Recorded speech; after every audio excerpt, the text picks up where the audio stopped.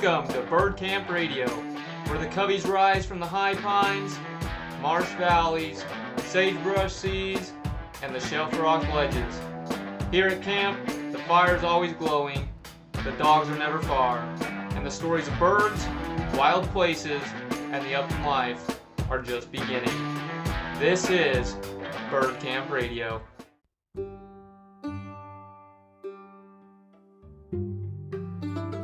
Welcome back, everyone, to the Bird Camp Radio podcast. I'm your host, Kellen Golightly, and we're excited to be here for our 16th episode of the podcast. Today, we're heading over to South Dakota to spend some time with our friend Shawn Deuel. Shawn sent in his bio earlier, and I'm going to read that to us real quick.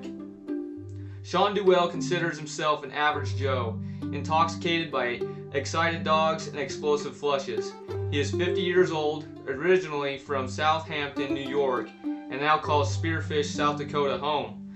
Shawn has been married for 22 years and has two children, ages 19 and 17. For the past 25 years, Shawn has owned and operated a Finnish carpentry business while also pursuing feather art as a creative outlet.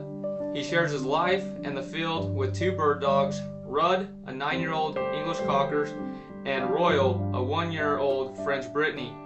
Shawn hunts as often as possible, always looking to add new locations and new species to his experience each year. His passion for upland birds began while working as a gun loader and dog handler at a private preserve on Long Island, where he assisted in traditional English-driven pheasant shoots for an elite clientele. He also spent several years as a waterfowl guide in New York. With limited upland opportunities on Long Island, waterfowl hunting became his early passion and still gets his blood pumping. However, the more time Shawn spends in South Dakota, the more he is drawn to upland hunting. While he still loves waterfowling, nothing compares to the athleticism, heart rate spike, and dopamine rush that come from chasing dogs and experiencing the explosive flush of upland birds. His pursuits include sharptail grouse, Hungarian partridge, and prairie chickens on the open prairie plains, pheasants in agricultural regions, and ruffed grouse in the rugged beauty of the Black Hills. Not your average upland hunter, Shawn prefers solo hunts with just himself as his dogs. Much like his approach to bow hunting, when he's not chasing birds, mule deer, or elk in the fall and winter, he spends his summers pursuing bluefin tuna off the coast of Long Island, rounding out a life driven by wild places, hard-earned skills, and the pursuit of game on land and sea. Shawn, we are excited to have you on the podcast. How are you doing, man? I'm good, Kellen. Happy to be here. Well, we're excited to have you on, man. We've had the opportunity to talk a little bit before the podcast, and I don't know about you guys, but I'm excited for this one and kind of get to know to Shawn and what he does. But before we get started, as many of you listeners know, and if this is your first time listening, guys, we like to play a quick little game of rapid fire around the campfire with each one of our guests. This game consists of 10 questions. These questions are timed, and we do have a leaderboard. So the faster you answer, the better off you are on that leaderboard. Each one of these questions is dedicated to upland game hunting. So if you don't have any questions, I think we're ready to rock and roll. Let's do it. I've heard a bunch of them. I'm ready. All right, sounds good. Here we go. Favorite wild bird to chase? Hungarian partridge. Most challenging bird? Sharptail. Favorite dog breed? Ooh, I love my cocker. Best bird for eating? Ruffed grouse. Go-to field snack? Honey stinger waffle. Dream hunting destination? Ooh. Utah. Chucker. Nice. Favorite month to hunt? Probably right now. Late December, January. Game bag or vest? Game bag. Solo hunt or with a group? I'm a solo guy. Lead or steel shot? I'm swaying the steels. I'm making the change. Hey, there we go. That's all 10 questions. And right on. We'll release that at the end of the podcast. So stay tuned. But the honey stinger waffles, man, that is not the first time that's been on here, and I did not know what they were, and I had to get some, and they actually ain't too bad. They're pretty good. I mean, you get the peanut butter ones or the salted caramel. I gotta tell you, you know how I found them, believe it or not, was while I was grouse hunting up here in the Black Hills. I'm in the woods, and I can only guess, probably, I mean, this is a huge mountain biking community, is that somebody lost a wrapper. And I picked up the wrapper, and I was like, what is this thing? Came home, looked it up. I want to say, I think I was in the supermarket, Safeway or something like that. I saw them. They were like right at, like, you can buy them in individual ones. And I was like, oh, let me try one of these. And I was like, whoa, this thing's slamming. I know, they're perfect. Yeah, perfect. Fit in the bag. It's got a little energy hit if that's what you're looking for. But most of the time, it's just a good little snack. Yeah, I remember, I think the first time I heard it was when Griffin Webb from Oregon came onto the podcast. And that was his go-to. And I was like, what in the world is that? I'm like, I've never even heard of that. Yeah. I mean, I always carry some beef jerky with me too. Like, I make a lot of my own with geese and ducks and deer and elk. But, you know, that I don't really carry that in my game bag when I'm actively walking. That's usually back of the truck. But, like, I've always got a couple of honey stingers and maybe some honey roasted peanuts or something, you know? Oh, that's a good go-to. Yeah. No, that's awesome, man. Well, Yeah. We're excited to have you here on the podcast today. And many of you guys, you already know, we like to bring uplanders on to the podcast and talk about their life, their lifestyle within the tradition of upland game and what makes them them. That's what makes it so much fun is the diversity. I mean, we spend a lot of time in different states and getting to know these uplanders and what they do and why they love what they do. And so it's gonna be a fun podcast because you got a lot of experience and a lot of different experiences that we've been able to talk about. So kind of just going off of that and segueing into that, just starting from the beginning. Let's go to New York. How did that all begin?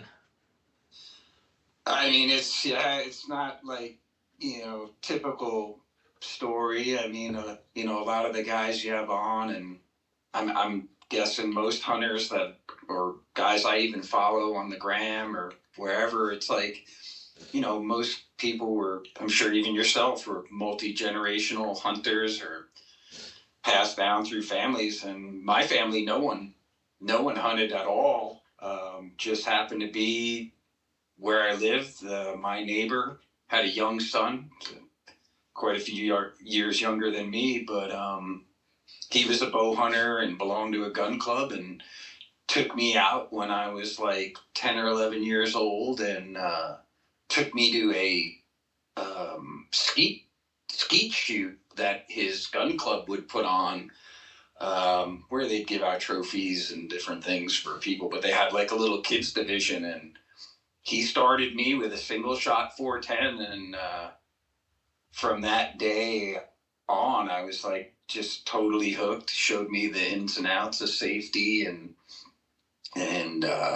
even hunting down the road, and it was amazing. I remember when I turned 12 or 13, I think it was, my father was like, "Wow, you're digging this," and took me to, at the time, it was like, I don't even think the store's in existence. It was called like Herman Sporting Goods.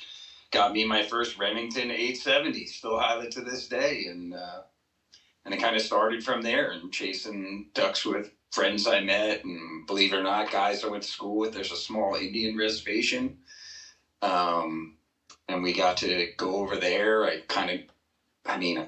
This is such a long time ago. I would ride a BMX bike with my 870 on a sling with a backpack with some extra clothes to go over and sleep at my friend's house on the res, and we'd shoot ducks. And I couldn't even imagine seeing a kid riding a bike down the road today with a shotgun on his plane. Like, it wouldn't fly. But like back in the day, I remember you used to be able to bring your shotgun to high school and have it in the back of the truck. You know, it was just a different time. Love that. I mean, like you said, a lot of the guys, I mean, including myself, a lot of us have come from generations. But I mean, I commend you, man, for First time, first generation, starting it up the right way. I mean, you can't go wrong with the Remington 870. It was bound to happen after that. Yeah, no, it just snowballs from there, and it was a lot of fun. You have friends that you do different things with, and I had buddies that got me into duck hunting and stuff, and that was kind of like our primary huntable resource back on Long Island. There isn't really upland game to chase. You can go to preserves or there's state land where they'll do planted birds, things like that. But you know, even all we have for big game is white-tailed deer, and even on Long Island, you can't shoot a rifle. There's only certain, you have to have over like 600 acres to hunt with a shotgun for big game. So everything was bow hunting. So I kind of grew up bow hunting and waterfowling, and I always admired pheasants, the opportunities that I got to just jump around on some state land and find planted birds. But, it really wasn't until years later when I started to travel around to go to different places to waterfowl hunt, and I met some old timers that I went for a few years in a row that lived up by Fort Drum in upstate New York, and they took me pheasant shooting on some big state land, and they had American Brittany, and that dog, I'll never forget, like being behind that dog, and it went on point, and it was just, I just never even saw anything like that, and I was like, whoa, the dog's just like locked up, and they're like, because there's a bird right there, and I was like, what? And it was just boom, and I mean that, like, you jump back, I just fell in love, and they said, hey man, if you really do something in your life, go out to hunt pheasants and go to Canada and shoot waterfowl. And I was always like, yeah, one day. And, and then life takes you in different paths, and here we are. Dude, that's an amazing story. So what drew you to South Dakota then? What made you actually decide to like head on over there and call it home? Well, I mean, in New York, it's extremely populated. It's a lot different, especially the eastern end of Long Island where I grew up. I mean, it was, where I lived was a very, I wouldn't say a small community, because it's giant compared to where I live now. It goes to almost 2 million people during the summer months, because it's a beach summer community. And but when I was younger, roads were gravel. You rode your bikes to school and this and that. But now it's just, there's such a building boom, and it's so many people flock out there from the city. City's 90 miles away, and it's just so many people. It's hard to comprehend unless you've experienced it, and along with that comes change and regulations. And my little town, you start to lose things. Like, there are a lot of waterfowl organizations that had to be formed, or sportsmen's alliance, we call them. And, you're fighting for your right to hunt places where people have hunted for generations, but being at the building boom, and it's happening so fast, and it's getting away from the town where they're allowing people to build right on the water, and it's crushing habitat. Farmland was disappearing and becoming huge developments and whatnot. So it was just hard, and I was tired of my work. I was a finished carpenter there. It's extremely competitive. The money's really good, but it's extremely competitive. And, I just felt like I was doing a lot more working to live, than enjoying life. And my kids were young, and it was just, my wife was kind of the one that was like, hey, we need to like get out and like get our kids away from here. This place is almost like make believe. And there was a lot of law and order going on at the time. This is kind of pre-COVID, because I moved out here like 6 years ago. And at that time, we decided we were going to homeschool our kids back in 2018, 2017, something like that. And we pulled him out of school. I bought a truck and a camper, and we decided to travel around the country and homeschool our kids and show them the real world. And drove all the way to the Oregon coast, spent months in a little town called Pacific City, where I surfed a lot and did some odd jobs. And we fell in love with that place, fell in love with Oregon. Oregon was beautiful. I fell in love with Utah. We stayed in Ogden, I think it was called, in Utah. Oh, right next to us. We're just north of there. And I do some photography on the side, and I would go to Bear River Refuge, I think it's called there. Yeah. Waterfowl photographs and stuff like that. Beautiful place. I have a great friend now that lives down there, I think in like Bountiful, I think it's called. Yeah, Bountiful. Yeah. And, and the same thing, like being in Oregon, I met a great friend who now comes out pheasant hunting with me every year. He's a boat captain, Captain Dan. What is he? Eagle Charters out there in Pacific City, Oregon. He guy has a boat that he literally launches off the beach into the ocean. And it's amazing because it's like 50 miles either direction to the nearest inlet. So there's no boat traffic or commercial fishing. And you just go out there, and I'm not kidding you when I say that the water is teeming with fish, like literally on the surface. And it's an amazing experience to get in a boat that like the guy literally like pushes you out into the surf, and you launch through the surf and go out fishing and catch crabs and then come back the same way, and this thing just slides right up on the beach. Really cool. And we went back. We went back several times to Oregon to do that, and really contemplated buying and moving there.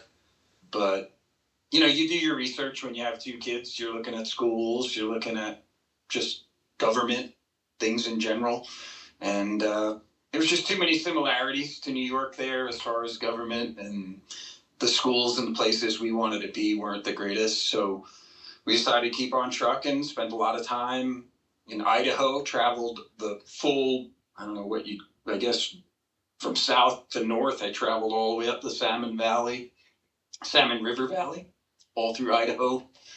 That's where I was like, I was taking pictures. I saw Hungarian partridge, chukar, quail. I was like, wow, this is just so amazing out here. Like there's nothing like this in New York. And just fell in love with a lot of places, and ended up just spilling over here in the Spearfish. And there's a beautiful campground right in this city, like in the middle. This is a small city, but right in downtown, the city park, there's a campground with a fish hatchery, and Spearfish Creek runs through. It's tons of trout in there. While we're here, my wife finds out that, you only have to if you have a receipt saying that you've spent 24 hours at a campground or a hotel in South Dakota, you can go through a residence agency and find your way here. And that's why when you drive around the country, you'll see so many RVs and whatnot that have South Dakota plates, because there's a lot of people that they're not even living in the state, but you can have residency here, and they have a service that you can have a P.O. box and send all your stuff, and they go through it, and it's pretty wild. And this place is just a lot more free, and opportunity is good, and people are awesome. People are polite, and the access to game here. I have the Black Hills literally out my back door at the end of the street, and just to my north is the prairie plains. And if I go to the east, you get into agriculture, and it's just teeming with game to hunt. And I really understand now why so many people make it a point to make a trip to South Dakota and go chase pheasants and sharptail, prairie chickens. And it's pretty awesome. And we love it here now. We've been here 6 years, and if I do anything, all I see myself is upgrading to hopefully one day bigger property where I can have my own land to hunt and do what I want to do. Man, when are they going to make a movie on you? Yeah. Holy cow. Like I said, it was a stretch there. We didn't me and my wife kind of didn't do your normal, I don't know, upbringing of your kids or whatever. I mean, but it was just the choices we made. And I mean, I feel like my kids are better for it. They're pretty well rounded. They're not glued to video games or their phones. They're social. They work. I mean, my son though, I mean, he decided to move back to New York and stay there. Lives in my father's house in an apartment and has a job there, and he's very happy. That's where his friends are. But he kind of came here when, I get it. It's tough. He came here as a freshman in high school, and sports were really his outlet, basketball and baseball. And, but it's really hard to make lifelong friends in that short period of time, at least high school. I kind of, there's little things I take from their upbringing that I don't know, I wonder about, because I remember how important, I mean, I may not have liked it at the time, but like high school is important, and the friends you have and those experiences, I mean, you take them with you for a lifetime. And, I feel like it's kind of tough when you're thrown into a new fire at that age, but, I think it made him stronger for figuring it out. My daughter's about to graduate, and she'll go to school right here at Black Hills State. And should be good. Hey, I love it, man. My wife's over here nodding her head. She was homeschooled, so she's loving this story. Yeah. I love it, man. And I completely agree when it comes to Oregon. We had the opportunity to go last year around this time, and man, I mean, you got the beach, and then it's got like the best of both worlds. You have the beach, you have the ocean, and then all of a sudden you're into pines, like. Yeah. And it's just like, holy cow, this place is unreal. Yeah. The Rogue River, and then when you're coming up like through the southwest region, I think you come up like the Snake, and you're almost in that like Snake River Canyon there, and it's like, I mean, it's just breathtaking, man. I mean, I just grew up where it's so, Long Island is just a piece of sand that broke off of like Connecticut and Rhode Island and slid south. And it's just, I mean, the highest point on Long Island is a landfill. I mean, it's flat. It doesn't get any flatter. I mean, you're 25 feet, 30 feet above sea level at most points. Very beautiful. If you love the ocean, if you love fishing, and you love the beach, but you just don't have, like, you come out here, like the mountains and the open plains, and just, like I tell people, I swear the sky is bluer out here. I believe it. I do. So, dude, it's not for everybody, but I'm digging it. Yeah, I visited. I'm a New York Yankees fan, and I went to New York once, and I don't blame you. I mean, I loved my opportunity to go and vacation, but I am glad to come back over here at the end of the day. Yeah, no, and I have a lot of friends here that want to go there, and I tell them, I said, listen, you come out, you stay with me, I'll give you the experience. I said, but you're gonna be overwhelmed. I said, if you've never been there, I said, and to go there like unknowing without a guide, it can be just so overwhelming. And it's a cool place. It's it's just, I don't know, it's different and diverse, and in every way. And, it's an experience like anything. Everybody should see it, and I try, but it's like pulling teeth. Like it's so funny how people from here in South Dakota would want to go there and check it out, and I have countless pictures and friends and FaceTimes that I deal with my people back home, and I'm like, yeah, you got to get out here. And they're like, nah, dude, there ain't nothing for me in South Dakota. Yeah, I was like, yeah, we're just different. I mean, Spearfish, South Dakota. That's a bad A name. Yeah. I love it. Yeah. It's a cool spot. I mean, this is the westernmost city in South Dakota here, and just to our north, you have Belle Fourche, which is a big, like ranching kind of.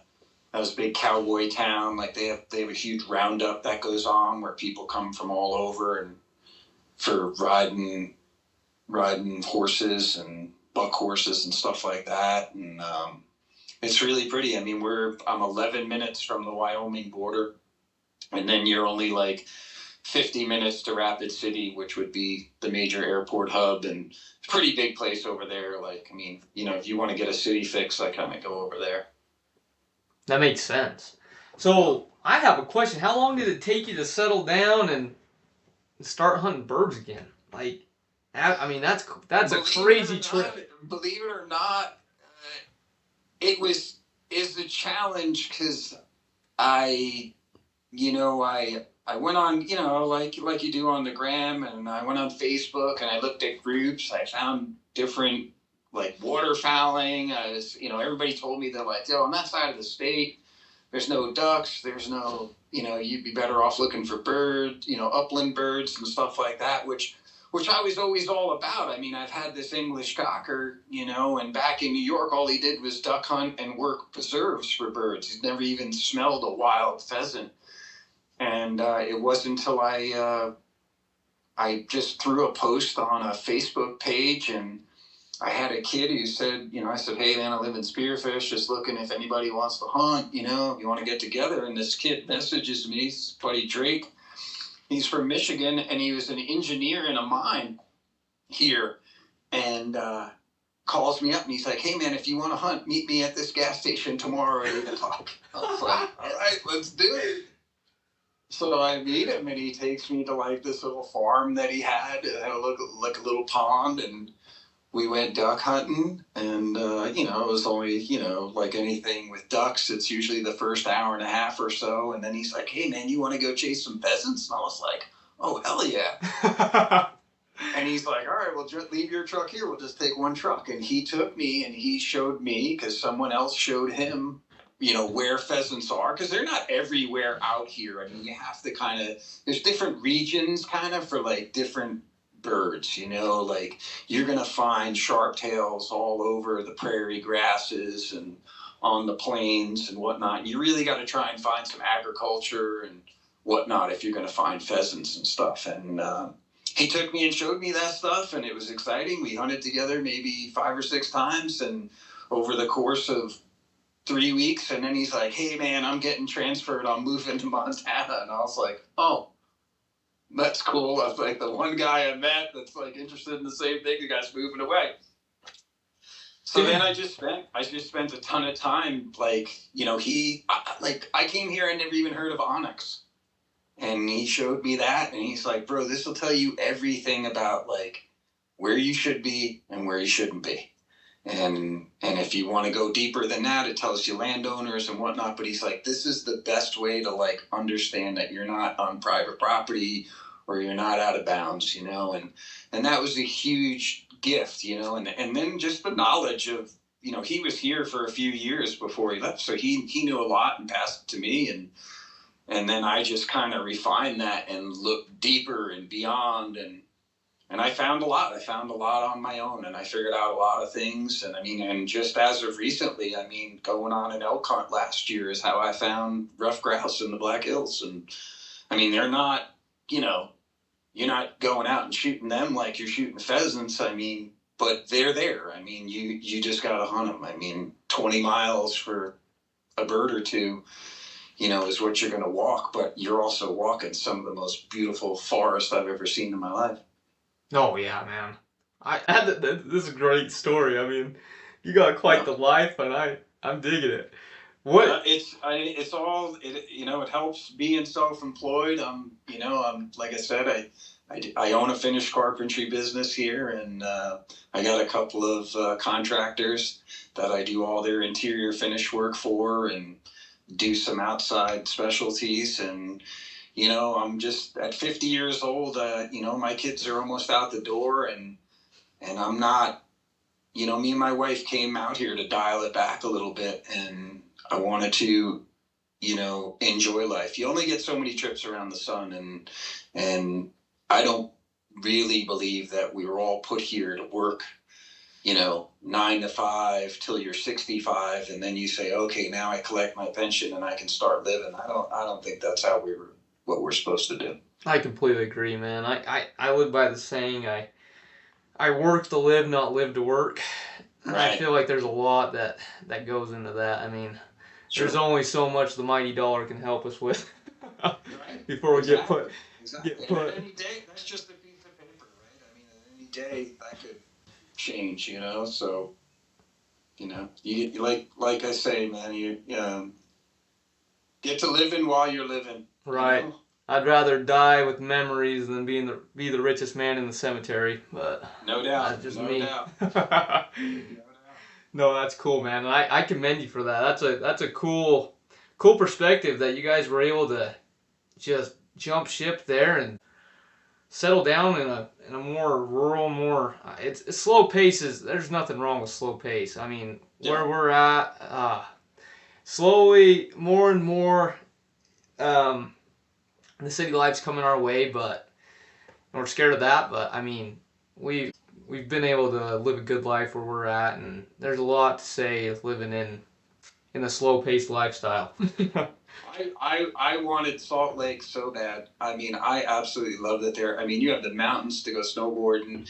You've got the hills to chase grouse and chuckers. And I mean, my buddy Jake lives down there, and I literally just got off the phone with him a few hours ago. He's sending me pictures of pintails and all these awesome birds he's shooting. I went shooting with him 2 years ago down there, and we had an epic 3 days. I think you guys were frozen for like 2 weeks, and I went down there and it literally rained for 24 hours and it thawed out.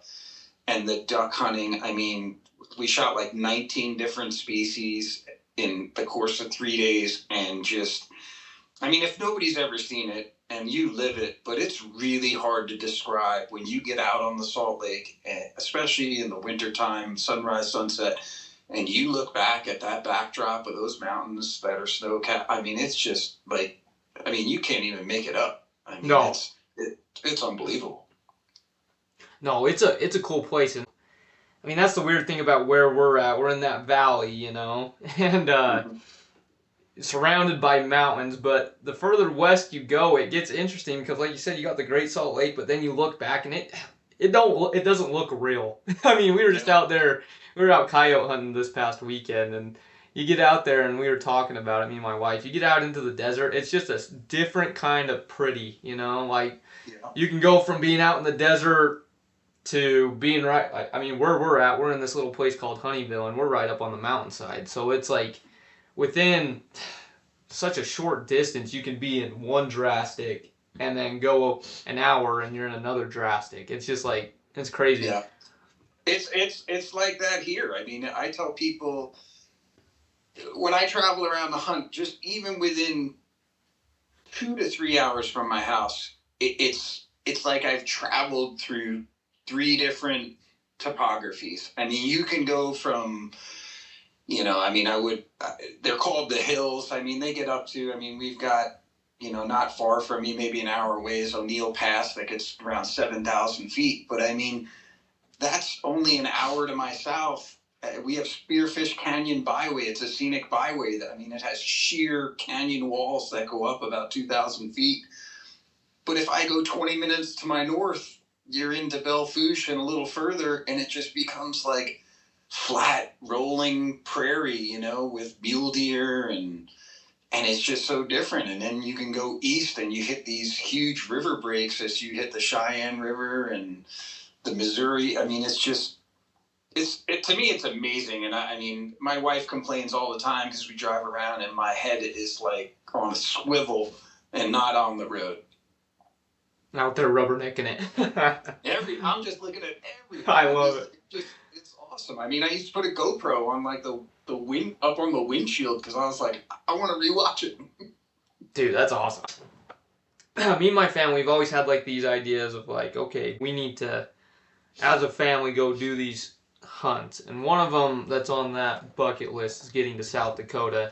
And I know there's probably going to be a lot of people who are judgmental of me saying this, but earlier last year we were like, okay, we're going to whittle it down to South Dakota to go hunt some pheasants, or go to Texas and do a hog hunt. And I know we're going to Texas but now thinking about that, oh my gosh, I want to get over to South Dakota here soon. Yeah, I mean, I got my buddy Jake that I was telling you about. He recently rescued I think she's pretty young. I mean, maybe she's a year. He rescued a little French Brittany, and because he has a lab for duck hunting, and he just felt bad for this dog, and he rescued it. Didn't do any upland hunting at all, and now he's like, went out, bought himself some crispy boots, asking about, hey, I was like, you got to go find some chukar in those hills. I said, I think if you go to the west, you'll find them. And I said, you should be able to find ruffed grouse around. And I'm sure there's planted places for pheasants to get her warmed up. And he's like, I'm coming to you, man. And I was like, come on up here. I mean, it's 9 hours from where you're at to where I am. And, the west side of the state isn't really the capital or the pheasant capital of the world as you would hear where it would be is like Aberdeen or Webster or Mitchell, those areas over there. I mean, the East River side of the state is like where it's everything. I guess because of the agriculture and just the prairie pothole kind of situations, but it's also, there's a lot more people. You get a lot more people hunting. There's outfitters. There's, private preserves. There's a lot that goes on over there. We're out here in the West. It's like, okay, maybe, there isn't as much, but if you go with somebody who knows, you won't be disappointed. I mean, I got my buddy from Oregon comes every year, and he's always blown away.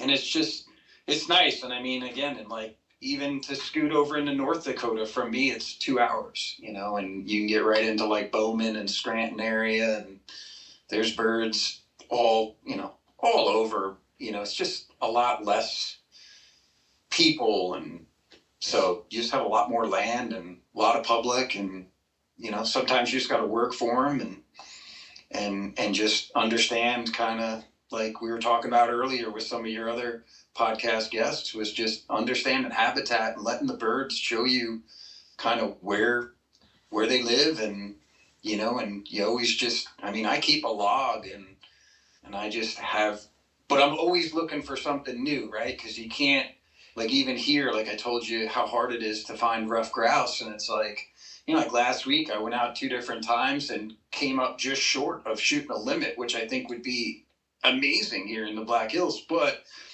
I'm not going to the same areas. I'm trying to like explore, and I don't want to beat up on a resource if it's not, overwhelming. So I'm always trying to go deeper and further away from people, just like deer hunting or anything else. I'm always trying to find like the older, the educated, the harder, find the harder birds.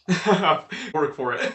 That's it. Find the adults, I want to find ones with big spurs on them. And I mean, just the other day, I mean, because now here we are, we're going into the second week of January. I mean, our season runs here there's a resident season that's, I think it's the 11th to the 13th. It's like a quick weekend. And then it opens up for everybody from October 15th to this year is the first time. It goes all the way to the 30th of January, both grouse and pheasant. And I mean, that's just a long time hunting birds. And I'll tell you, man, they get wise, and just yesterday, man, I mean, me and the dog, I mean, it was hard, man. It's amazing how a pointer will hold birds. But to me, it was like, why did the hens like literally hold right under the dog's nose? And the roosters just, they just run, man. They're like, you tell the dog's got it pinned, but then that bird's moving. I mean, and that's their livelihood. I mean, they're happier to run than they are to fly. They know they're safer. And as every day goes by here, it's just going to get harder and harder. But, thankfully, as I've said, the resource is strong here, and the hunting is great. I'm hoping to have some talks with some people this weekend. I'll be going to a Black Hills chapter event over here in Deadwood. I donated a feather board to their silent auction, so I'd be curious to see how that does, and go into a good cause and hear some things about what they're hoping to do to help the area. I know there's a there's a fella that lives here in Spearfish. He was on another podcast, and he's got an outfit called Habitat One, where he's working with farmers on getting subsidies from his organization to kind of replant parts of their farms, or reimburse them. What if they were to plant, let's say, like a certain area of their farm, if they took away 15 acres of corn, what money does that generate? All right, so let's say that generates $20,000. We'll just use that number.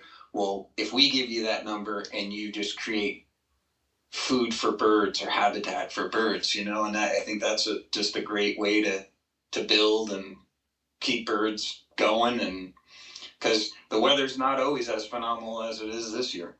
Oh yeah, I mean, that's true. That's really cool that you got your buddy that's doing that yourself, donating to the cause. It's like guys like you, man, that keep the tradition going, keeping it alive. We're the stewards of it all. So, I mean, at the end of the day, if we don't have it, that's right. There's nothing there for us. That's really cool of you to do. Yeah, no, I love it. It's hard. Like I said, I'm at a point in my life where I don't know if you turn a page or if something clicks in your brain, but you just start to respect and admire what people have done before you to allow you the opportunity. And if we as a people don't continue to do that, then the people your age and younger, it's harder. So you have to kind of get that message across. I might put that in my kids that, if you have something more, you got to give something back. And that, I believe in karma. I believe in, what was that? The old golden rule, and hopefully it all works out. I agree. We got to leave it better than we found it. That's for sure. That's right. Definitely. No, and I mean, that's really good to hear as well, that your guys' population numbers are doing good as well. Because we've had some guys on here from some states, especially in the Appalachian areas, that are like, yeah, it's struggling. And it's like it's hard to hear things like that and to realize that it is actually happening out there.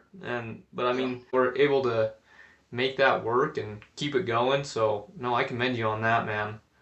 I think now, between what you're doing and social media, there's a lot of people that are pushing for, it wasn't that long ago, right? There was all the protests about the public lands and BLM lands. I mean, that's information that 10 years ago you might not have even known about, because you just didn't have all of these outlets to hear about this. And I think that's why people can be more creative in how to preserve, really.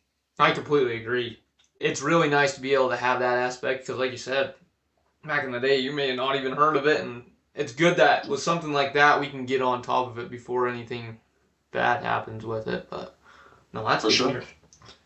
So I mean, when I think of South Dakota, and I think a lot of people do as well, you always go to the pheasant side of it. I mean, for a really good reason. But you're out there hunting sharptails, Huns, prairie chickens, grouse.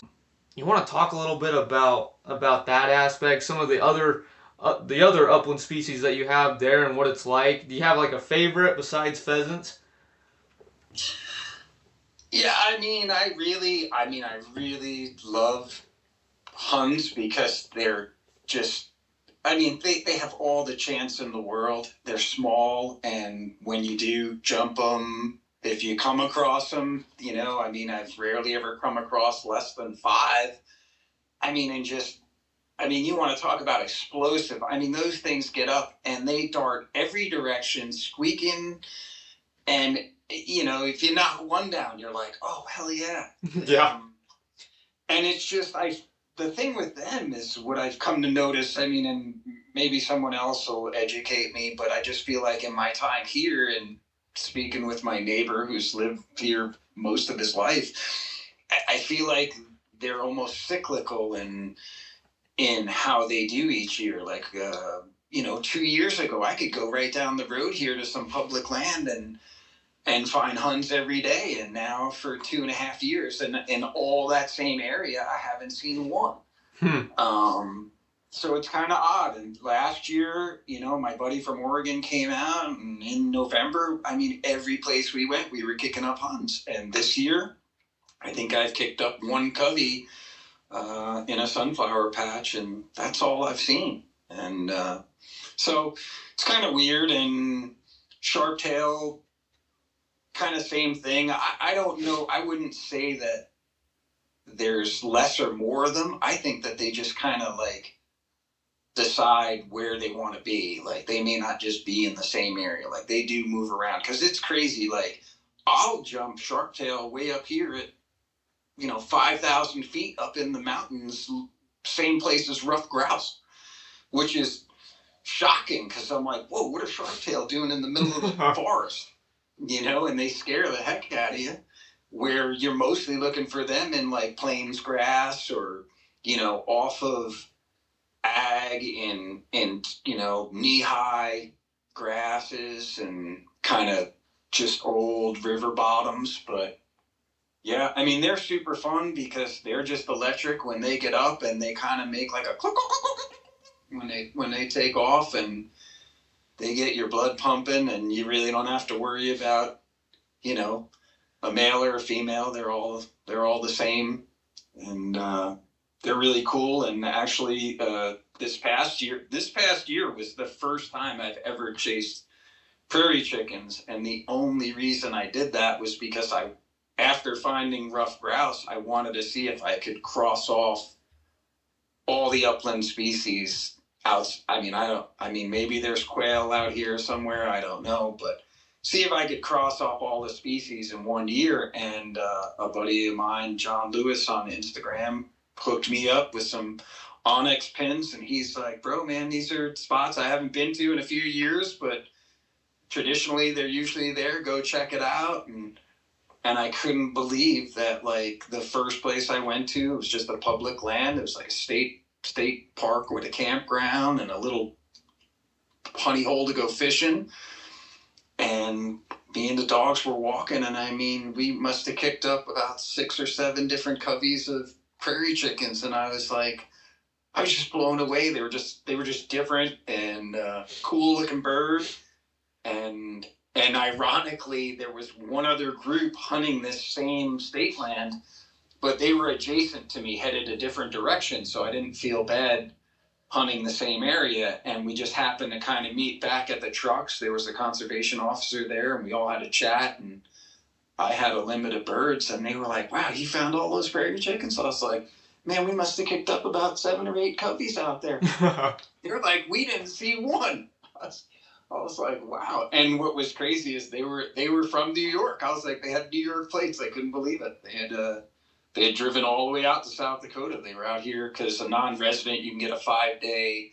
You can get 10 days to hunt, but it's 2 5 days. Like there's got to be at least a day in between those 2 5 days that you can hunt. And then after that 10-day is over, you can buy another small game if you want to keep going. But they kind of break it up like that, so they kind of limit non-resident, like just the progressiveness of the hunt. So, but those people were super cool, and I gave them some intel. Hopefully it helped them out, and I got to thank my buddy John for helping me out, and I was able to cross off a first with the prairie chickens, and I'll certainly be back to do that again, and kind of like find them on my own, and it was exciting. Man, what a cool experience there, man.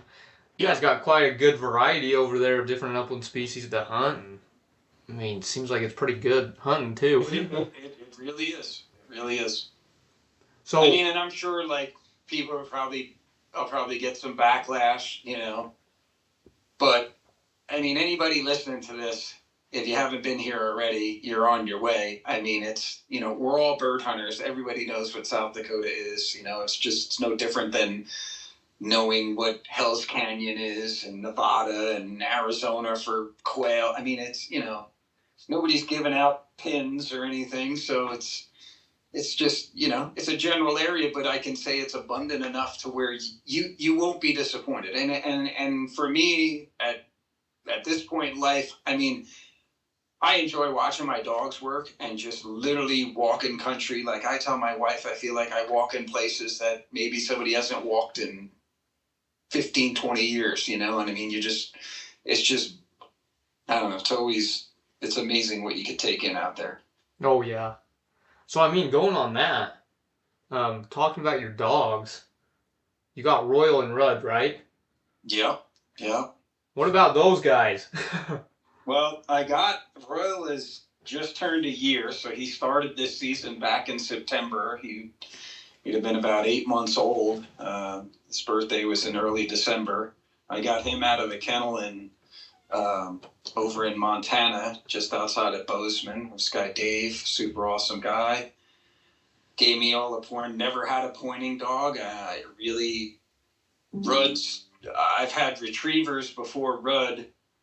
And Rudd's 9. I got him down in Georgia from a quail plantation because at the preserve I worked on in New York, a lot of guys ran cockers because a lot of guys, there was dog handlers, there was beaters, and there was loaders.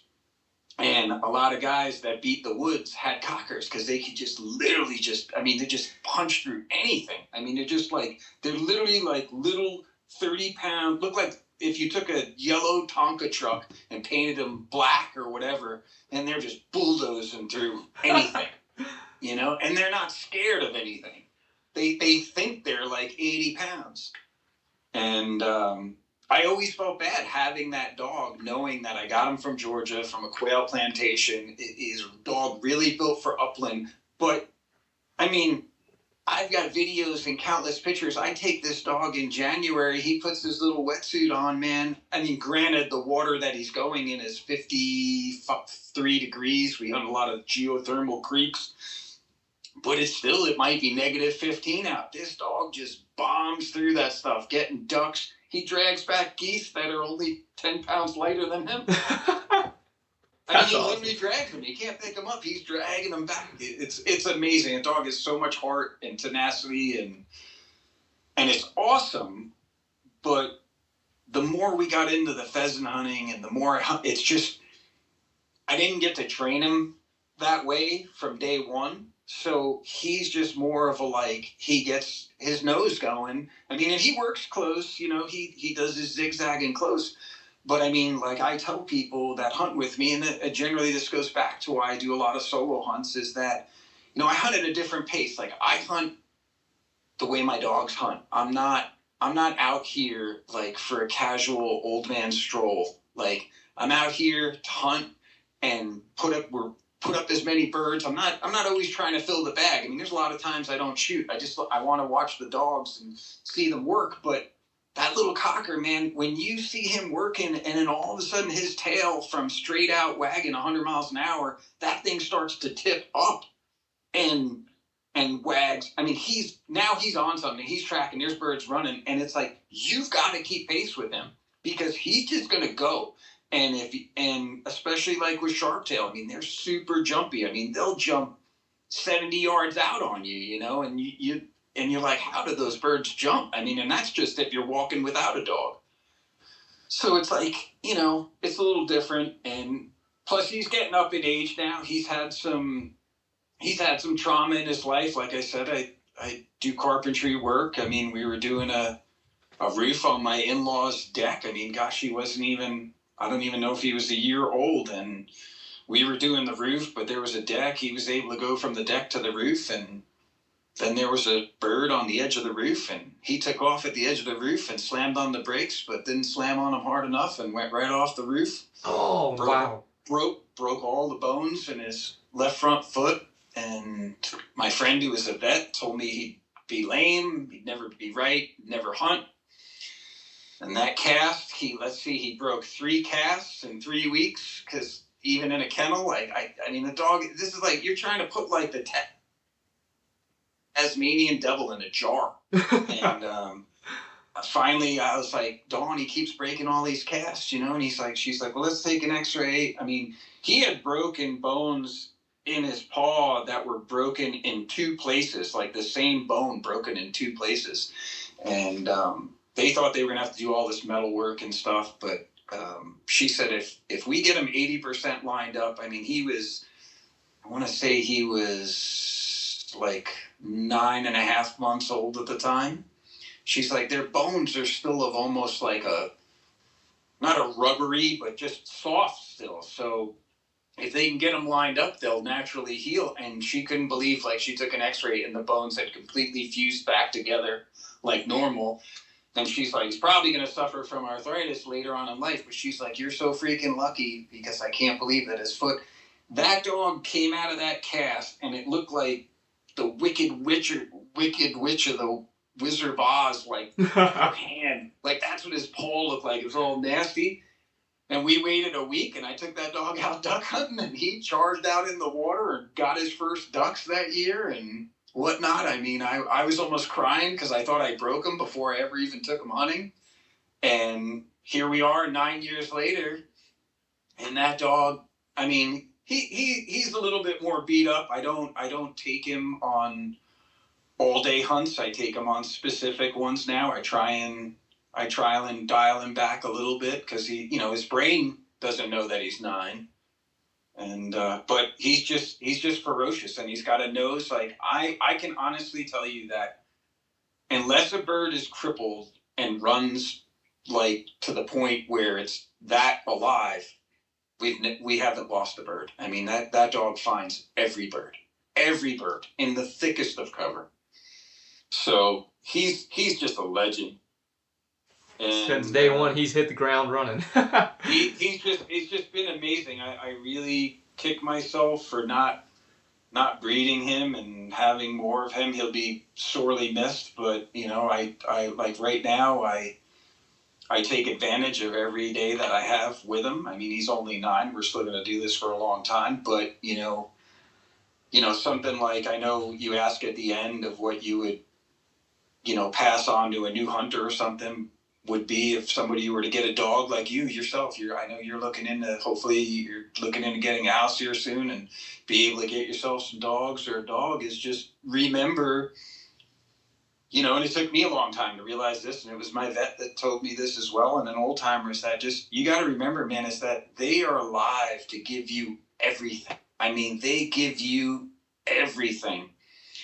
And, you got to just remember when it's time to like dial them back, and because they'll literally run themselves right into the ground for you, and it's because it's just all they know. And it's hard. I mean, I grew up younger. I had dogs that were retrievers that were hard-headed, and I was probably rough with them. I went through life. I watched a lot of friends, especially guiding. Guys would bring dogs. People would beat their dogs and whatnot, and I'd have to like stop people and be like, hey, the dog is only going to be as good as its handler or its trainer or whatever you want to call yourself. So you need to look in the mirror and say, how can I be better? Not beating him ain't going to fix anything. So now I just try and relish the good times we have and spoil the crap out of him. And the new guy, we got a little bit different regiment going. Like I said, he's only a year, and, he's totally different breed. This is he's a pointer, and he's getting that now. We're getting some good solid points when I take him out on his own. It's tough when I take the 2 of them. Granted, I mean, we find birds like nobody's business, but he kind of loses his way, Royal, and he'll start to almost become a flusher because that's what Rudder's doing. And so you kind of got to pick your poison there. I in my mind, I thought I was going to have a pointing dog and then be able to have Rudd as the flushing dog. Well, Rudd's like trying to teach an old dog new tricks, and I've got a young dog who's like a sponge. So it's like, I got to pick my poison, and I've got to look at the future, and that's why lately I've been trying to spend more time with the young guy, and really this year, just giving him the most opportunity, putting him in front of as many birds as we possibly can, and just enjoying the experience, understanding that this is what we do, this is what we want to do, and then hopefully this off season I have pigeons available, and we're just going to really drill it home how to really kind of polish him to be a true hunter. There's a local NAVDA chapter right here that I might join, and hopefully they'll help me because he's pretty hesitant about water. So it'd be nice to break him of that and just get him more well-rounded, because it won't be long where I will be down to one dog, and I'd kind of like one that could universally do it all, and I'm sure that's what everybody always wants, but it's, they're both really good, and, it's fun every time we go. I mean, they make the hunt. I mean, they're what get me out of bed every day. Wow, man, I love that. I mean, you have the older dog, the younger dog, having two different perspectives, bringing that together, and having the opportunities and the memories that you're gonna have. That's a pretty cool experience that you have there. I look forward to having that someday. You'll be going through it before you know it. I'm hoping so. You'll see how. I mean, I'm sure you've hunted with enough dogs. I mean, it makes it, and especially when it's your own. I mean, you have a sense of like, you're just so proud, you're like, man, my dog did that, and it's even better when you're with a buddy or a group and people compliment you about your dog's manners or his obedience, or, and it's like that feels good. Like, you're like, hell yeah, man, it's doing it. We're working. And that's what it's all about. Hell yeah. Dude, I love it. Well, I mean, this has been a great opportunity to be able to talk to you today, and I've had a great time on this podcast, and I hope everybody as well has. We've been able to cover a lot of things and get to know Shawn a little bit more, and it's been an amazing opportunity. But as you know, man, and I know you've kind of already went into a little bit of advice, but is there anything else that you want to add on to the advice that you've given to upcoming generations or hunters that are in the tradition as of now? I mean, really nothing that anybody shouldn't already know, but I mean, the biggest thing is if you're a seasoned hunter going to a new area, try and find somebody or a mentor or a friend, or even, I mean, I've met so many people through Instagram that have been helpful, and Facebook, like, find somebody to bounce some ideas off you. You don't need to ask for pins. Just say, hey, man, general area. Is there, like, a lot of times for me, I'm more asking for info about, is it snaky, man? Like, I don't want things to hurt my dogs. Is it like, what's the terrain like? Stuff like that. And, just kind of do your homework if you go in a new area. And then if you're a younger guy just getting in the game, more than not, respect people, respect the land, that we're all sharing to hunt, and just try and be a steward and be conscious. And if you do get around somebody who's knowledgeable and willing to help you, then be a sponge and absorb what you can. But just remember that, we're all out here in the field enjoying the same thing, and soak it up, because, you only get so many trips around the sun, as I said earlier, and it's just, I don't know of anything more beautiful than walking around the uplands, like whether it's in the late afternoons or in the early mornings, and it just, you don't hear anything but maybe a combine in the background somewhere, or the harsh wind blowing. It's just awesome. No, I completely agree, man, and that's why I asked this question, because you guys say it a lot better than I could ever say it. And I mean, that's great advice. Respecting, being a steward of the land, reaching out through Instagram's a great place, Facebook's a great place, a lot of those different groups, find mentors, find friends. I mean, that's where we build memories and are able to connect and continue the tradition that we all love. And like you said, at the end of the day, we only have so many opportunities and so many hunts. And it's not always all about the harvest, it's the experiences are what you take with you forever. Well, we have absolutely appreciated your time and everything that you're doing out there in the uplands, and your donations to it as well. And thank you again, man, for coming onto the podcast. This has honestly been great, and we look forward to hearing more what you got to say, and hopefully we can get you on here again. I'm happy to be here, and I'm thrilled with what you're doing, and I can't wait to see how big it gets, man. I love it. I love listening to it. I think all the guys and gals that you've had on have been amazing, and I just look forward to keep going and even hearing your story as well as you grow with the podcast personally and professionally, you know. Thank you, man. I appreciate that. Thank you again, everyone, for listening to the Bird Camp Radio podcast. As you all know, I need to release Shawn's time. Shawn, your time was 53.35 seconds, which puts you in 12th place.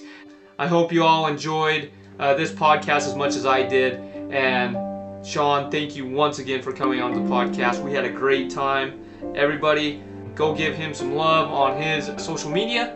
And as you all know, you can find us on Spotify, iHeartRadio, and Apple Podcasts, as well as our social media on Instagram, Facebook, and TikTok.